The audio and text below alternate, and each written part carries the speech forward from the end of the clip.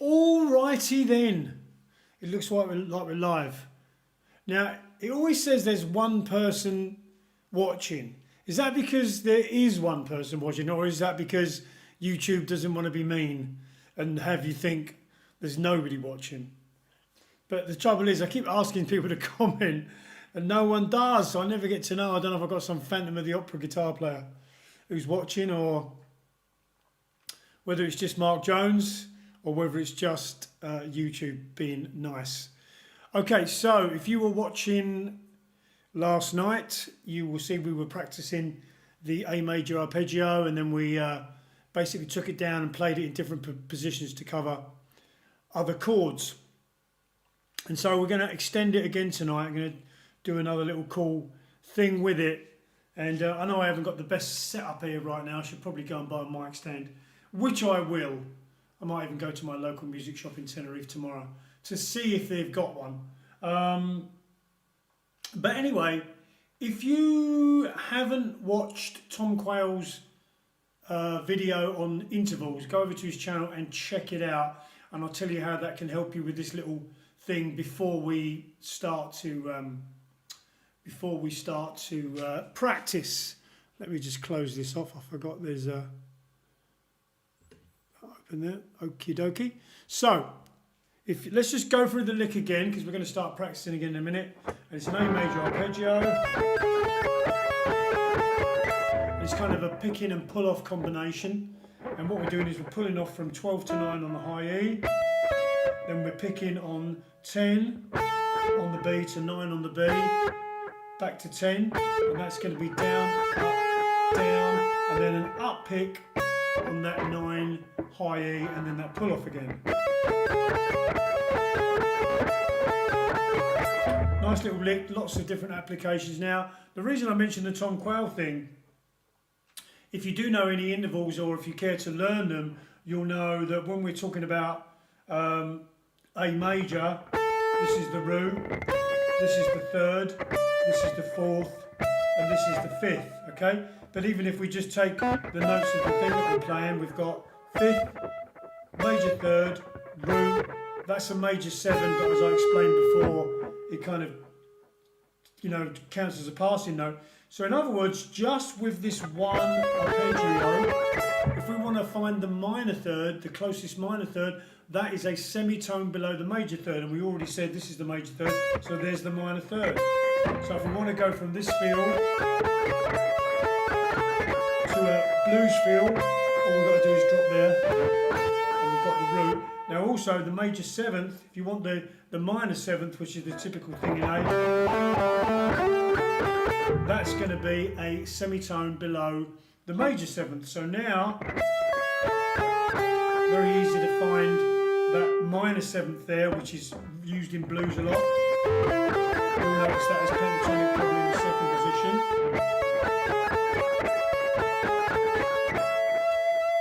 And if we went down to the next root, which we will in a minute, you would say this is the 5th, and now we can see that we have a little pattern here.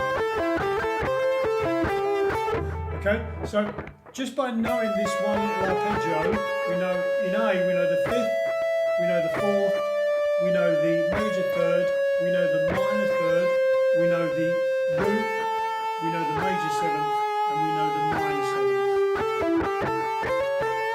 And just with this arpeggio.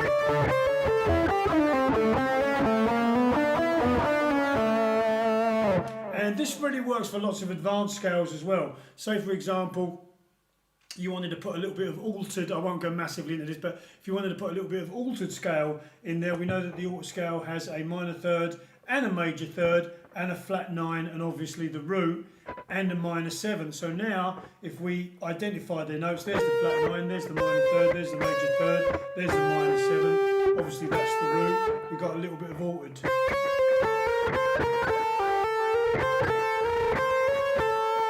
So we can find some quite advanced scales by just knowing those scale formulas. So I'm going to not talk about that anymore. Check out Tom Quayle's video. That explains it really, really well. It's great. So let's just warm up on this lick for a minute or two, and then I'm going to show you where we're going to take it tonight. Okay, we're going to start off at 100.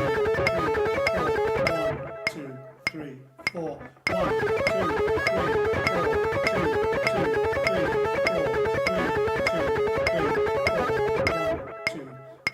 4, 1, 2,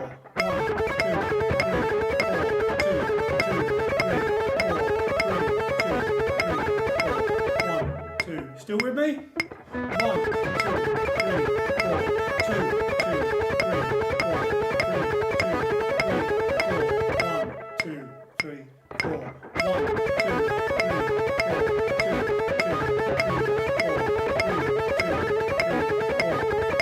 One more time. Here we go.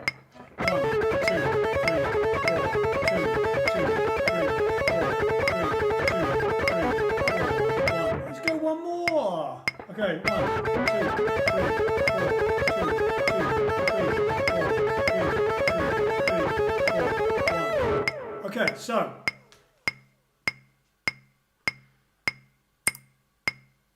if you were with me last night, you'll know that we went down to some other chords. So we went to an A, down to a G, down to an F, down to an E.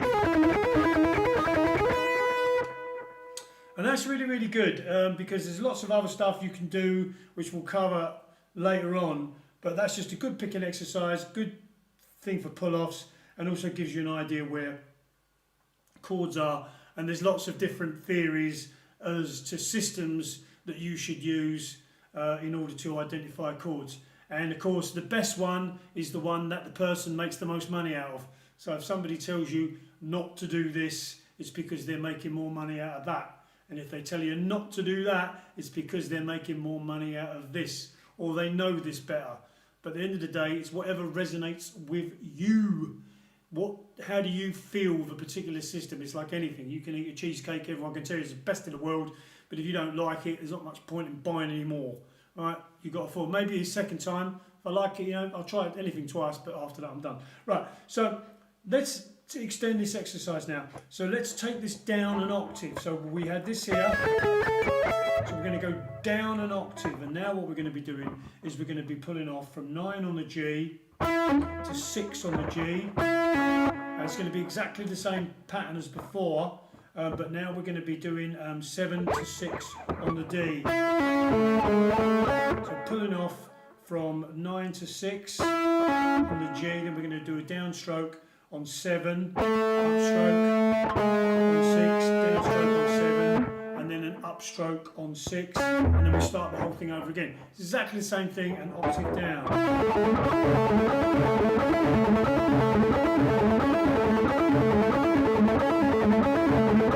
Now let's just do a little bit of practice on that, because if we've not done this before, it's cool to just, you know, get used to this part of the neck. And like I said before, also identify major third, fifth. And again, if you want to look at other scales, you know that the minor third is there to the root, major third, root, fifth, root. Right, so it's really good to identify other scales if we know the formulas. Again, go watch the Tom Quayle lesson. So let's just do a little bit of practice on the same idea, but just in this different octave.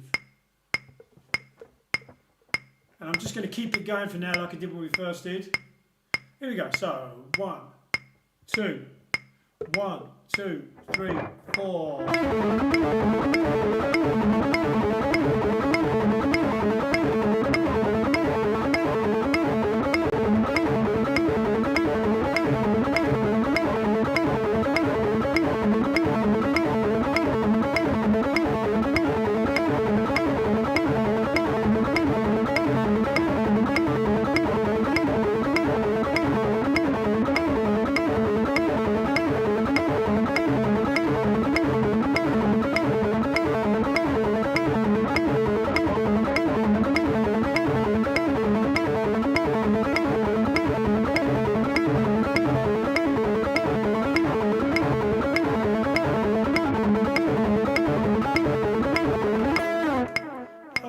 So that's just a little run at that, and then we'll do a similar exercise to before.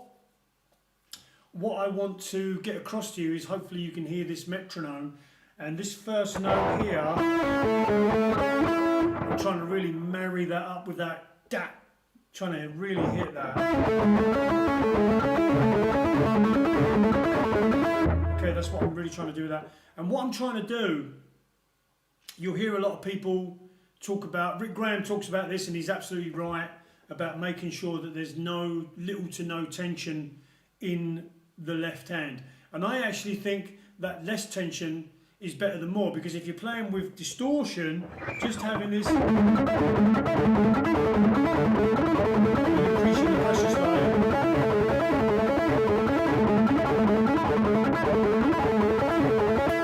can still get a decent note out.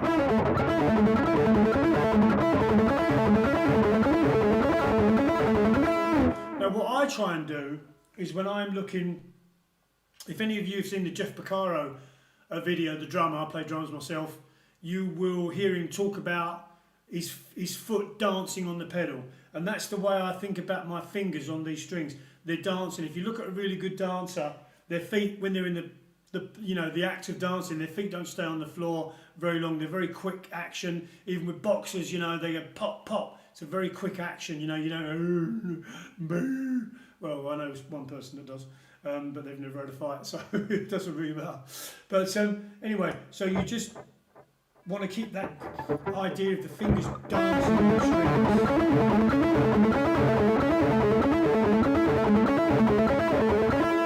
Okay, so make sure that first note, bang, with that metronome on the first beat of the bar, or each quarter note, and then make sure those have a little pressure. And Rick Graham's got a couple of great lessons about this if you want to check his channel out. And then make sure your fingers are just dancing on those strings. I've heard people talk about put a lot of pressure, then decrease it. I don't like that. I prefer it the other way. I think you should start with minimal pressure, right?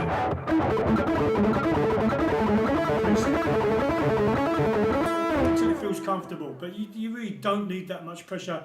You know, for those of us who had guitars that were made in the Stone Age, which I did, which put me off guitar in the first place, to be honest, you know, you got used to kind of using all that pressure because you had no other choice. Nowadays, that's not really the case. Okay, so let's go on this second one. Let's do a similar exercise to before. we're going to do 3 bars, finish on the 1 of the 4th bar. If you can count along, it does help. It's all about, you know, creating an internal clock. That's what is so important. You know what I mean? If you're in a band and your song starts out as Stairway to Heaven and ends up like Overkill out of Motorhead, but Overkill by Motorhead, then you're probably doing something wrong. So this internal clock will in fact help you.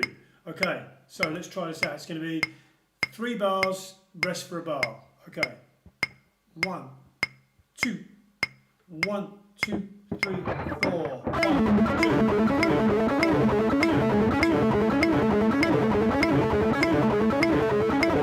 2, 3, 4.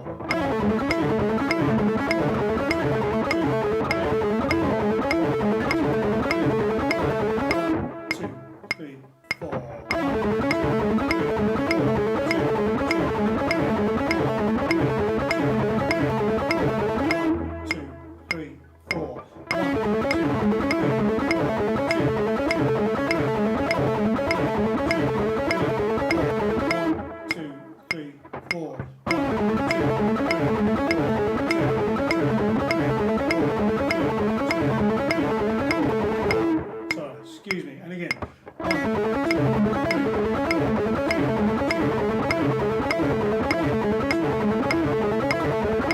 2, 3, 4.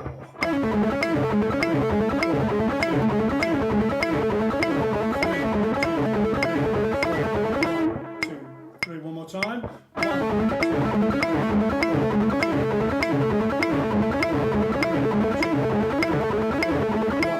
Okay.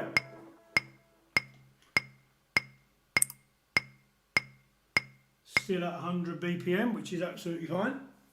So what we're going to do now is we're going to take this down another octave, and it's going to sound like this.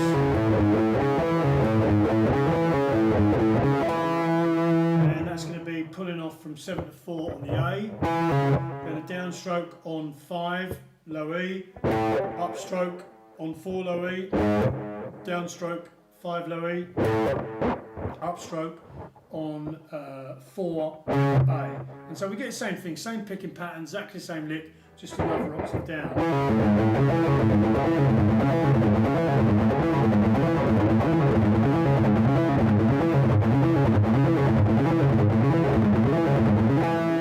Okay, so remember, try and keep that first note, that first quarter note locked in with the thing, so when you hear this, remember fingers dancing on the strings. And also I recommend you, I do believe Tom Crowell and Rick Graham have got a video about this, but about using the very tips of your finger. So imagine you're like a ballet dancer. You couldn't do ballet dancing if you were on the flat of your feet. You know, you have to be up on your toes to get that kind of really light, beautiful action, and that's really what you're looking for. Same thing, tips of the fingers, you know. So let's just do that at 100 BPM. I'm just going to keep that going just to keep it warmed up. And because we've started light down at the bottom, for me, I personally find that a little bit easier. So now that I'm at the thicker string, it should be a little bit easier. Okay, if you want to play along, it's going to be 1, 2, 1, 2, 3, 4.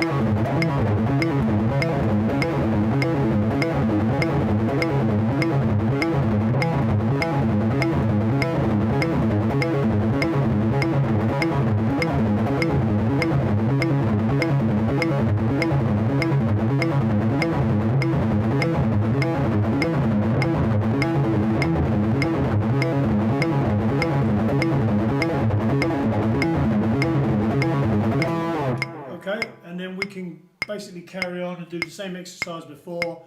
3 bars, finish on the first quarter note of the 4th bar. We take that bar as a rest, and then we start again. Here we go. 1, 2, 1, 2, 3, 4.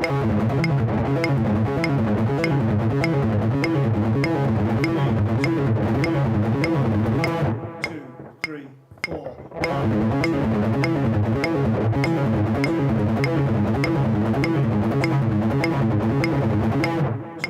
2,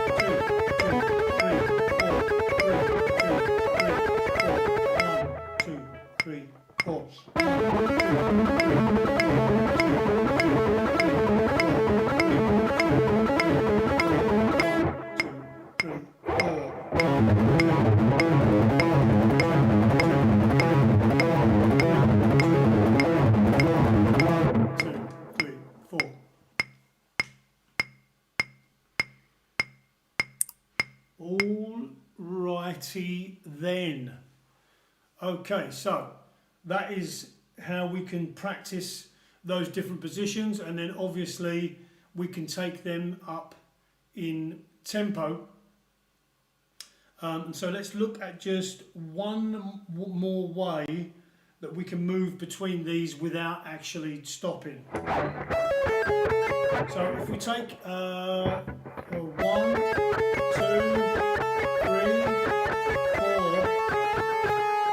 okay, and then we're going to move to the next arpeggio, so it's going to sound like this: 1, 2, 3, 4. Now where we would normally go back to this 9 on the E, this C sharp note, the lick's actually going to be this. part of it's going to be that A flat, and then we're going to immediately move to the next arpeggio. So very slowly it's going to be 2.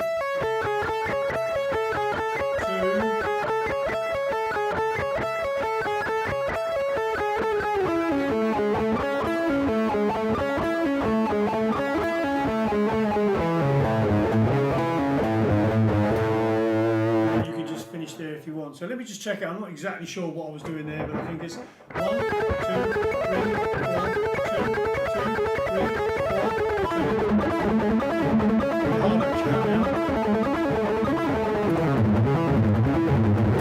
2. It's quite hard to make this transition now. If you're playing with a track, you probably wouldn't hear any kind of muffiness, but if you take that, let me slow that down a bit. Let me see, let's try it at 100. If I can make it sound fairly decent at that, I'll stick at that. If not, personally for me, if I'm practicing, I'll take that down. 2, 1, 2, 3, 4.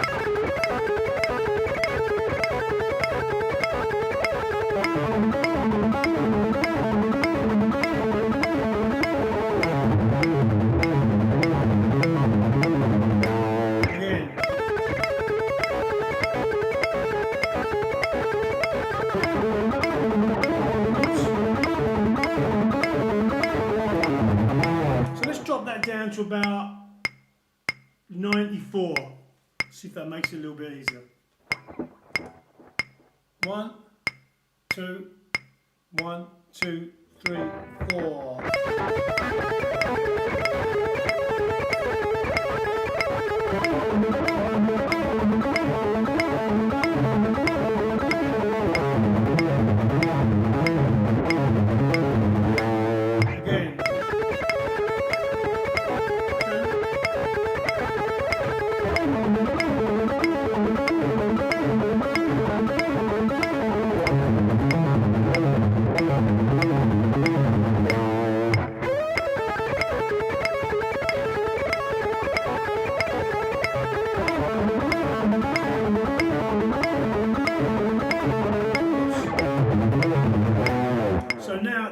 That's starting to break down a little bit there. So what I would probably do is try and come up with an exercise where I concentrate on that bit of the lick. So what I'm doing there is I'm doing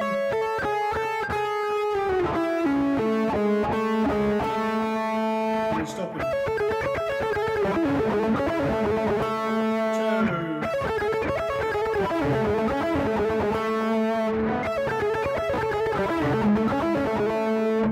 Go down to the 3rd octave.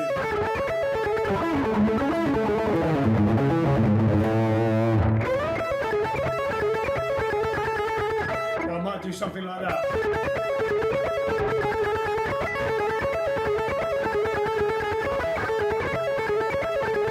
Oops.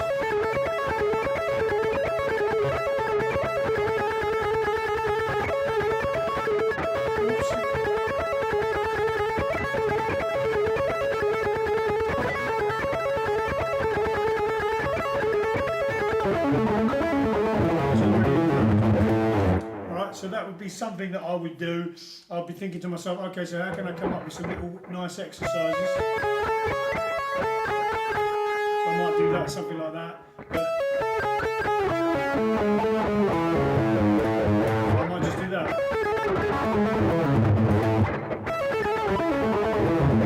And that's a cool little exercise, and it actually doesn't sound bad as a lick. I like to come up with things that can be exercises but can also be used musically, because then you're getting kind of double bubble. So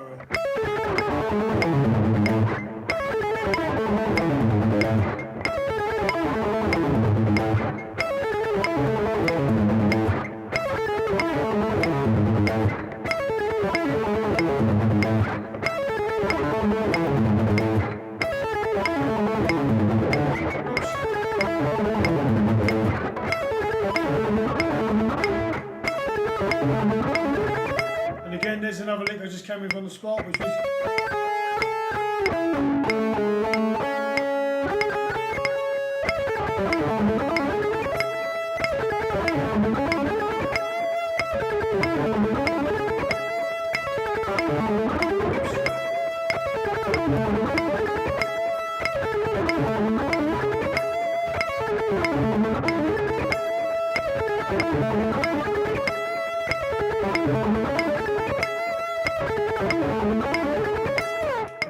And they're the sort of things that I will practice to get that lick happening. And then the cool thing is, if you find a little something as you're practicing, like I did there, and you might think, oh, okay, that's kind of another little lick I can do and I can use.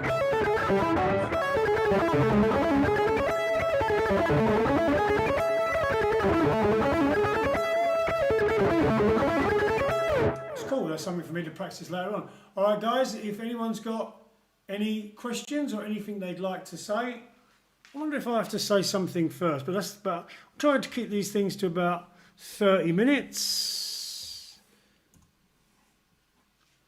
If there's any questions, I will answer them. Let's try and keep it to this. If not, I am out of here and happy picking and pulling off. If you know 2 concurrent viewers, I am on fire. What is going on? It's a very good feeling though. It's like when I started Total Accuracy and then Lick Library, it's just me in a room. That was it. With a bunch of people saying, yeah, that'll never happen. So never be dissuaded if you're in a situation as that. It's quite fun actually. But anyway, I don't think there's any of my 2 viewers are going to ask any questions. So that's going to be the end of that. Thank you both for joining me. Assuming that's not just YouTube being kind and making me think there's 2 people watching. And I'll see you tomorrow. And then don't forget the Friday live stream. And if you would care to subscribe to the channel, to the YouTube channel, I would really appreciate it. Hit the notification bell. Although I know it's annoying when you keep getting a ding every time, especially if you're subscribed to a bunch of people. That is a pain in the butt. But thank you very much, and I will see you soon. Have a good night.